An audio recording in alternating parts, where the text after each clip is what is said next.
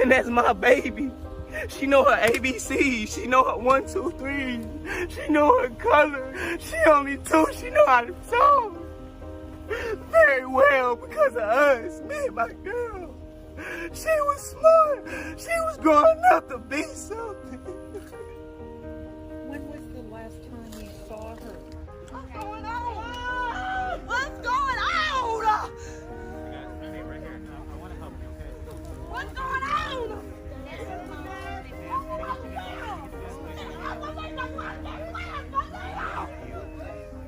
Where's Maliyah? Where's Maliyah? This is a case filled with deception and heartbreak, but it unraveled oh so quickly. Welcome to Young Black Lives Honored. Be sure to hit the subscribe button and turn on the notification bell so you never miss an upload. Let me know your thoughts about this case in the comment section below, and feel free to leave heartwarming messages to the family and friends who are still reeling from this loss. On August 22nd, 2020, around 9:30 a.m., Houston police received a report of a missing child in what was believed to be a possible abduction. The girl's mother, 20-year-old Sahara Irvin, and her boyfriend, 21-year-old Travion Thompson, told police they left Irvin's 2-year-old daughter at the playground outside their Southwest apartment while they were inside cooking breakfast.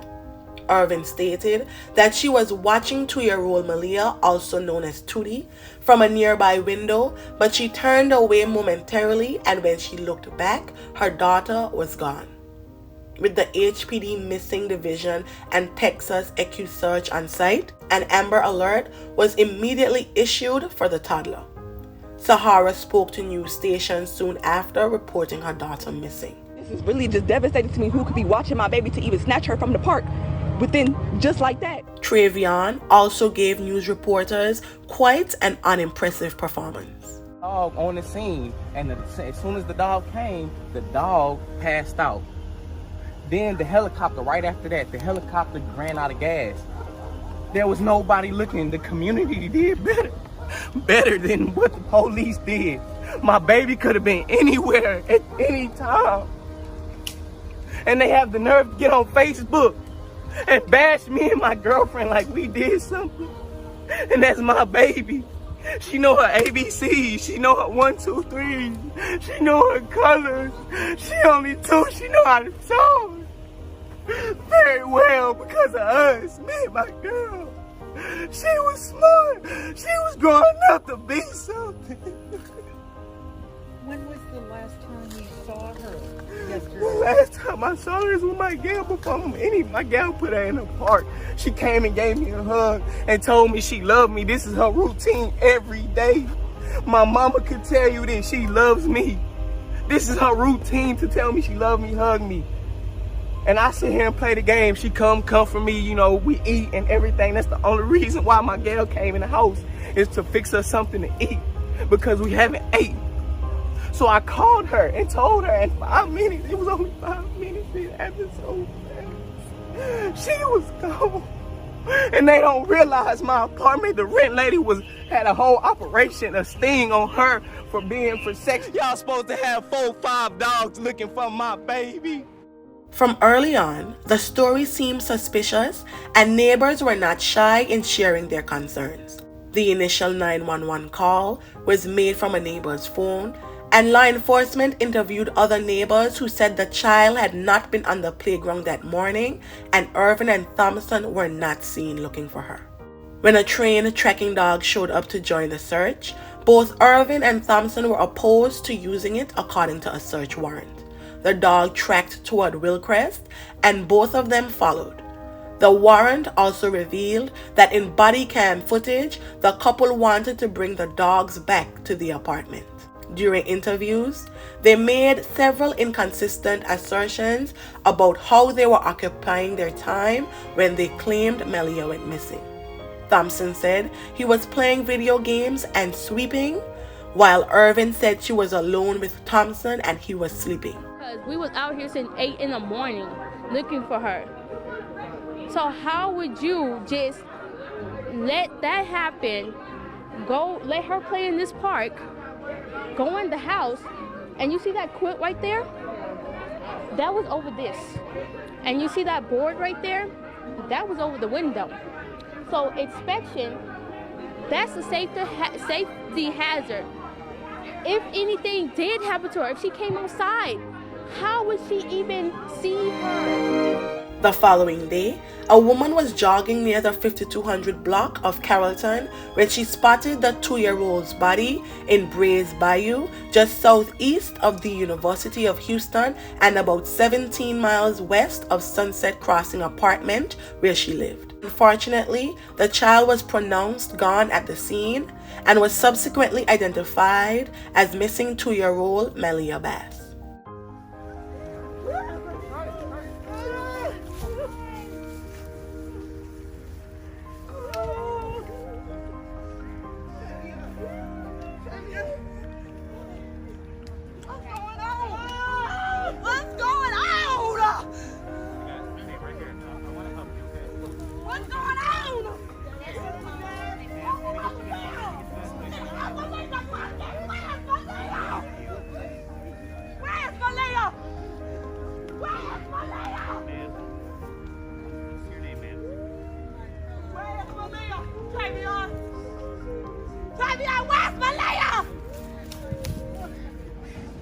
Maliyah's biological father also spoke to news sources. Reminders of a little girl outside the Southwest Houston apartment she called home. I really never got to be like a dad and tell her how life was and be a real father figure that I want in the person who did it to come forward. Octavius Bass lives in Dallas, where he brought his daughter's remains. I wanted to bring her down here and try to have something, a nice funeral for her. I just want justice. I just want to put her to rest in justice. I believe that they're probably close to knowing what happened. Tim Miller with Texas EquiSearch says his volunteers were looking up and down the bayou for 2 pieces of key evidence, her toy bag and her clothes. They didn't find them, but they did spot a surveillance camera that showed investigators how high the water got from recent rain. And Miller says there's something else they're keeping an eye on. There's an area that's being protected right now as we speak, in case we need to go to that area and look for some other evidence. On October 5th, 2020, the couple, who were now identified as suspects, were questioned by Houston police after evidence of their involvement in Maliyah's disappearance was discovered. Police arrested her and Travion and charged them both with injury to a child and tampering with evidence, both of which are first-degree felony offenses. Maliyah's biological father continues to hope for justice and answers. Right now, I just want to bust out crying, but I'm trying not to. Octavius Bass is still trying to come to grips. Just thinking about it makes me sad. It makes me feel alone that she's not here. He claimed that he was my daughter's father, but I mean, he wasn't doing a good job.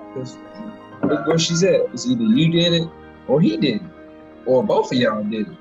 So you might as well tell the truth. As he looks forward, he says he still has yet to get the full story, and that, he believes, is the only way he'll find any closure. Because all I want to know is the truth. A review of Thompson's criminal records showed that he had 5 convictions in 2017.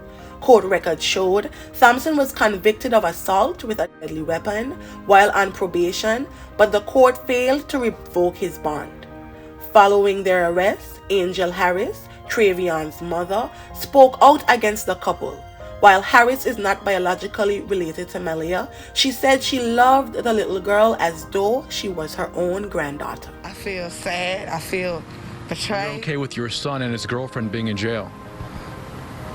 Actually, I mean, I'm okay with it. If you did wrong, it's consequences. You know, I love that little girl. That was my little old thing. It was just a bunch of lies. That's it, a bunch of lies. Happy that the truth came out, and I'm happy that now I can feel at peace because I know the truth. The accused couple appeared in court the following day, October 8th, And prosecutors said Maliyah was hit with a blunt object, and they also revealed that Thompson was seen on surveillance camera dumping a trash bag into a storm drain just upstream from where the 2-year-old's body was later found. The judge denied bond for Thompson after details surrounding the surveillance footage was presented. It should be noted that he was on probation for a prior felony at the time of Maliyah's passing.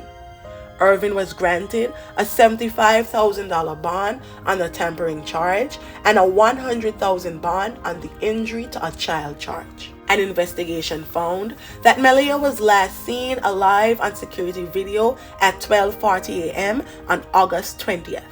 After that, Irvin and Thompson were seen on video going to and from stores and also lingering outside of the apartment complex. In a confession to police, Thompson alleged that it was Irvin who was responsible for Maliyah's fatality. He claimed that she beat the 2-year-old with a hairbrush for not going to bed.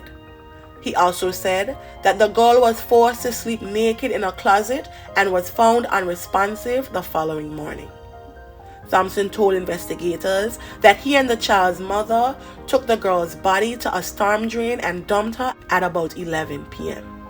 Investigators said there was a heavy rain on the afternoon after the child was reported missing, and the storm drain in which Thompson said they dumped her body flowed underneath Wilcrest and then into a drainage ditch that feeds into Brays Bayou.